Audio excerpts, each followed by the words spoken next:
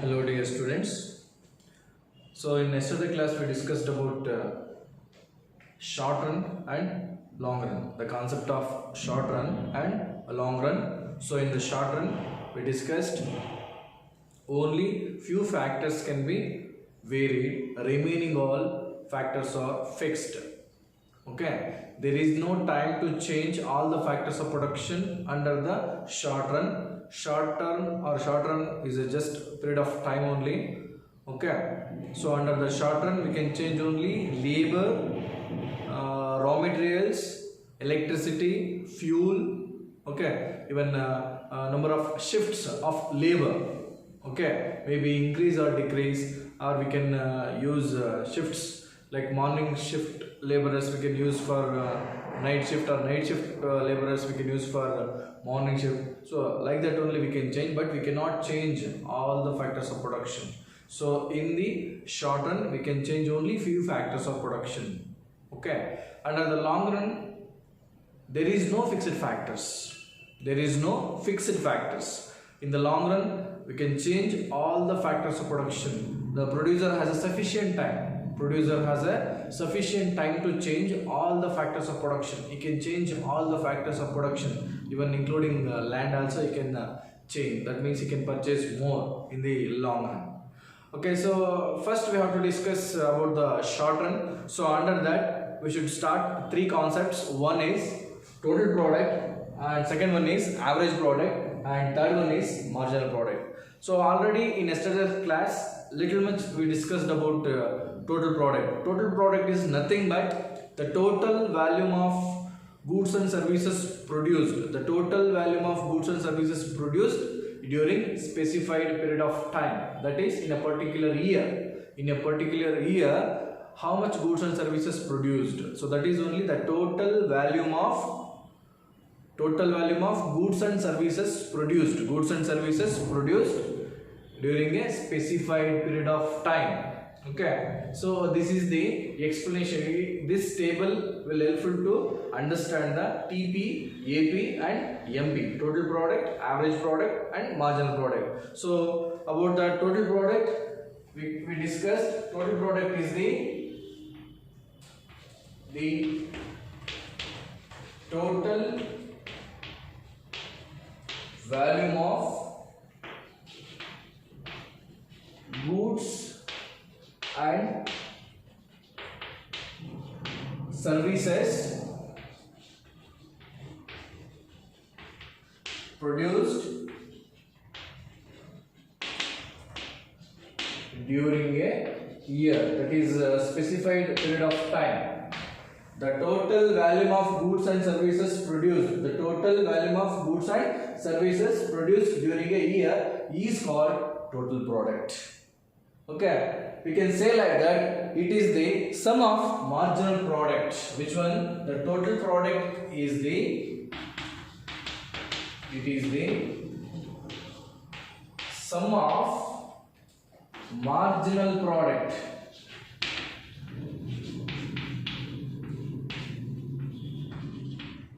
See, it is the sum of marginal product. Sum means we can say TP equals sigma MP. Here TP is the total product. TP is the total product. Sigma, that is sum of, sigma is the sum of, MP is the marginal product. So how we can get in the table? We can say that, see here there is no previous value. Okay, leave it of that. Here output is like product is same for average product, marginal product, total product. The TP, that is 25, 25, 25. Just imagination. TP is the, see, sigma MP. Sigma MP. So how much is there? 20. Sigma, that is 25 plus MP. MP how much is there? 20. How much? That is 45. You can observe clearly. Sigma MP. How you can get the total product? Through the help of formula, that is sigma MP. Sigma MP means, that is here MP. 25 plus 20, 45. 45 plus 15. 45 plus 15, how much? 45 plus 15, 60. 60 plus 10, 70. 70 plus 5, 75. 75 is 0, that is 75. 75 minus 5, that is 70. So here the total product, it is the effect of law of diminishing marginal utility. Law of diminishing marginal utility. As consumer increases the consumption of any one commodity, keeping constant consumption of all other commodities, the marginal utility of variable commodity must be eventually declined. This is the law of diminishing marginal utility. Once again I repeat, law of diminishing marginal utility you studied in the second chapter of consumer behavior. Okay, under the microeconomics, the second chapter is consumer behavior. Under that, about the utility, a very important concept you discussed, that was which one? Law of diminishing marginal utility. That means whenever a consumer consuming the same commodity continuously without any time gap, that time what he is getting the total product, it will be increased up to the certain level. After that it starts declining. Okay, so when the total utility will be increased, the marginal utility also increase, but up to the certain level the marginal utility starts declining. Okay, when the total utility starts declining, the marginal utility became negative. So here up to the certain level it will be increased, after that it will start declining. When it has started decline, the marginal product will become negative. It will become negative. Okay, so here this is the total product. Total product is the or indicates the total volume of goods and services produced during a period of time. That is called only total product. The total product formula, that is total product equals sigma MP. So we can get like this only: 25 plus 20, 45.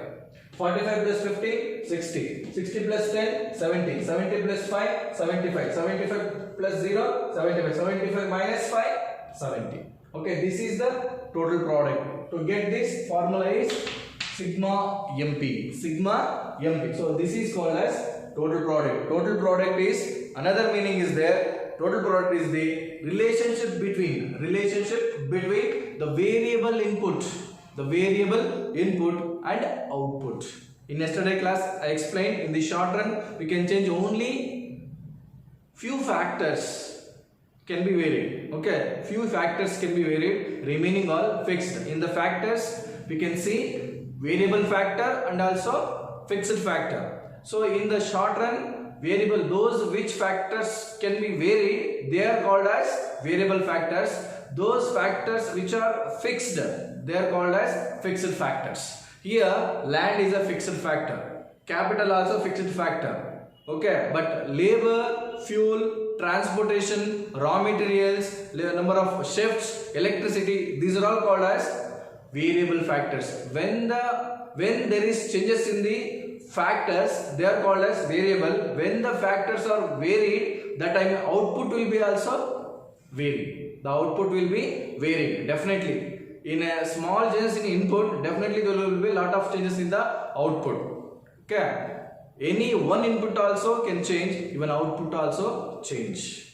Okay, here when the inputs like a single input are changing, when the single input is changing, that time output also changing. So here the relationship between variable input and output, keeping constant other factors, fixed. Okay, keeping constant of other factors.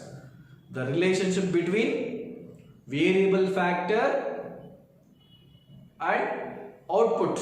Okay, variable factor or variable input and output. The relationship between variable input and output, keeping constant other factors. Keeping constant other factors. Okay, so remaining all fixed. Only few factors are changing. When few factors are changing, that time it will be changes, bring changes in the output also. Bring changes in the output also. Okay, so this is total product.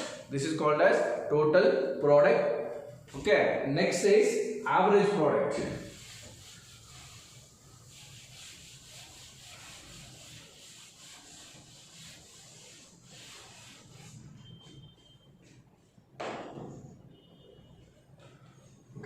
Average product. So average product is the per unit of output. We can say like that.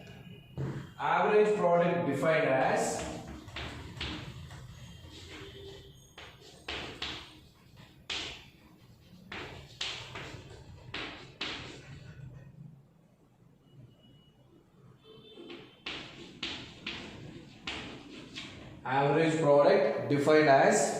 the output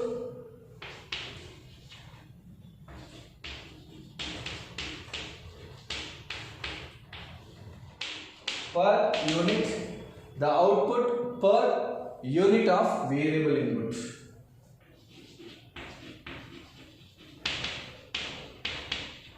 Variable input.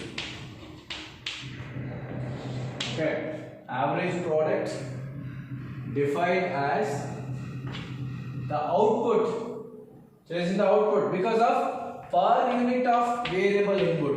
Per unit of variable input. Per unit of variable input. It refers to per unit product of a variable factor. Per unit product of a variable factor. Per unit of a variable factor. In other words, average product defined as the output per unit of variable input. Per output per unit of variable input. Per unit of variable input. When per unit of variable input that is changing, so what will happen in the output? What will happen in the output? To calculate this, there is a formula. AP is equal to total product divided by number of units of variable factor.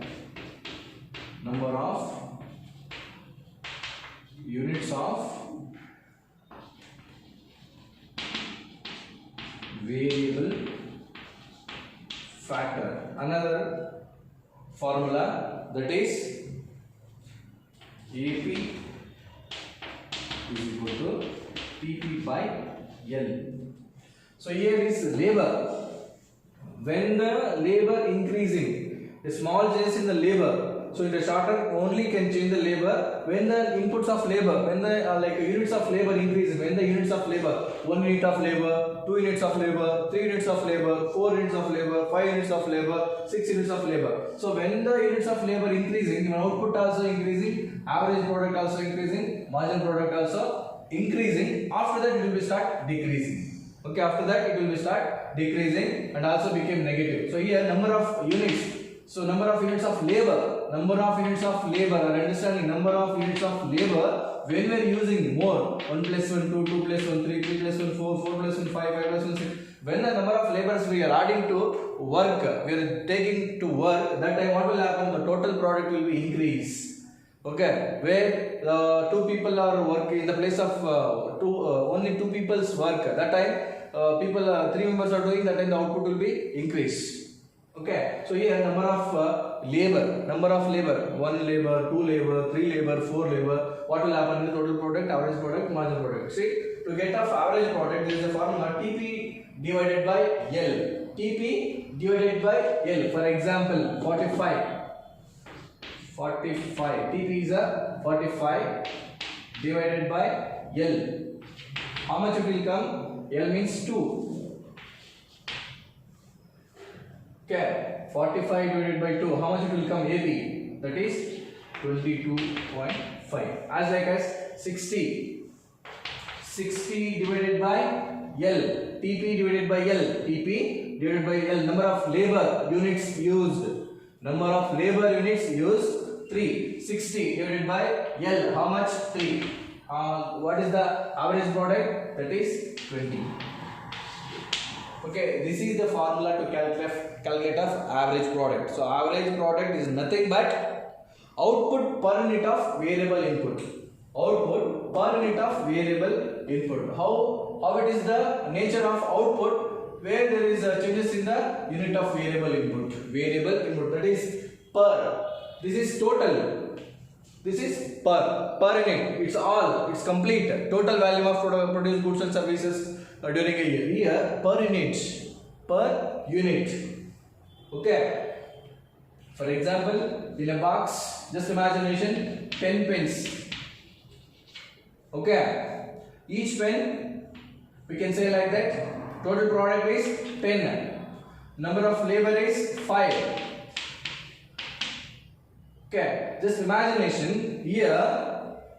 Total product is 10 pens. Imagination, product is 70. Total product is 70. Total product is 70. Number of units of use 4. This time 70 divided by 4. 70 divided by 4. That time only we can get average product. 17.5. It's a average product. How much they are producing per unit of variable input.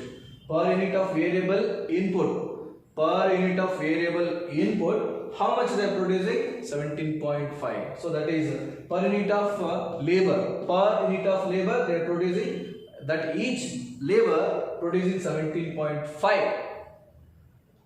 Okay, product. So here out of 70 they are producing, each labor producing 17.5. So this is called as which one? Average product. Average product can be calculated by dividing the total variable.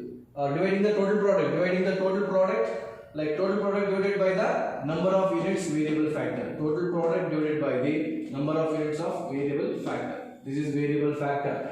So when the variable factors are increasing, total output also increasing. So when it is increasing, that time we can get the average product. Average product is, that is total product divided by L. Total product divided by L. So this is called as average product.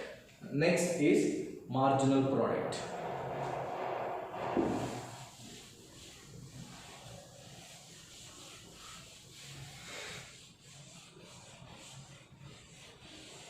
You can understand easily this one, the table. See, this is number of labor, number of units of labor. 1 labor, 2 labor, 3 labor, 4 labor, 5 labor, 6 labor, 7 labor. So when 1 unit of labor, that time they are producing 25. Even average product also 25. Even total marginal product also 25. Okay, I will explain. So last third one is marginal product. So marginal product is the change in the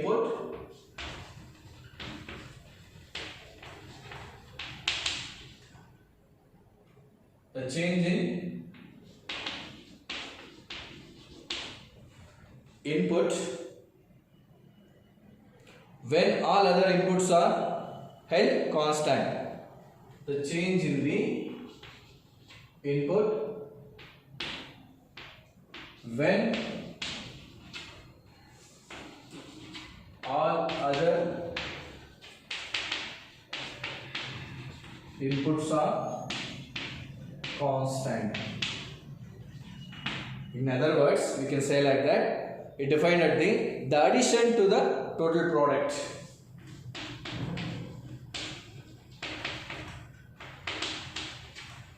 Addition to the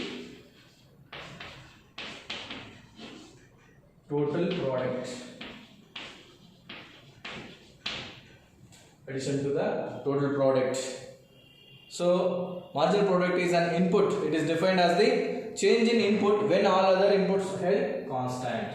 Okay, all other inputs are held constant.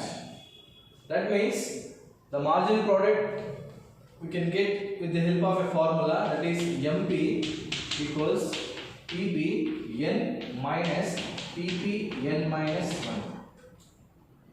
Addition to the total product. Simple. Marginal product is the addition to the total product. Already you studied in the second chapter, total product, total utility, marginal utility. Marginal utility, that is extra satisfaction. Addition to the total utility. Addition to the total utility, that is called as which one? Marginal utility. Here also, addition to the total product, that is called as marginal product. To get the marginal product, there is a formula TPN minus TPN minus 1. TPN, total product, number of total product minus TPN minus 1. TPN minus 1. For example, see 45 minus 25 equals how much? 20. See, we should subtract 45 minus 25, 20. 60 minus 45, 15. 70 minus 60, 10. 75 minus 70, 0, 5. 75 minus 75, 0. 70 minus 75, minus 5. So why it should become 0? Because when the producer got more product but there is no demand, that time supply will be more, demand will be less. In the second chapter of microeconomics you studied when the consumer got higher level of satisfaction, that time only we can say like that constant, okay, saturation point. After that it will be start declining, it will be start, it's the effect of law of diminishing marginality, law of diminishing marginality. Even in this chapter also you should study marginal product, the law of diminishing marginal product, the law of diminishing marginal product we should study for next topic. Okay, so here, so these are all what we can say, labor, number of labor units used, to TP, total product, AP, average product, MP, marginal product. So this is the formula you can get easily, so it is more helpful to the further topics. See, when the 2 units of labor producing 45, that time per unit of product output is 22.5 and marginal product is 20.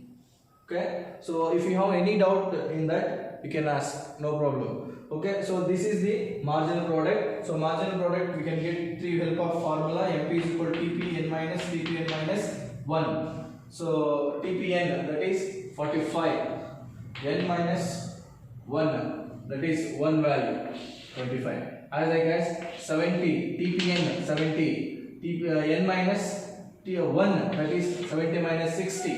How much? 10. See, 45 minus 25, 20. 60 minus 45, 15. 70 minus 60, 10. 75 minus 70, 0, 5. 75 minus 75, 0. Okay, so this is the marginal product. This is the marginal product. Okay, so up to this we can say like that: total product, average product, marginal product. Thank you.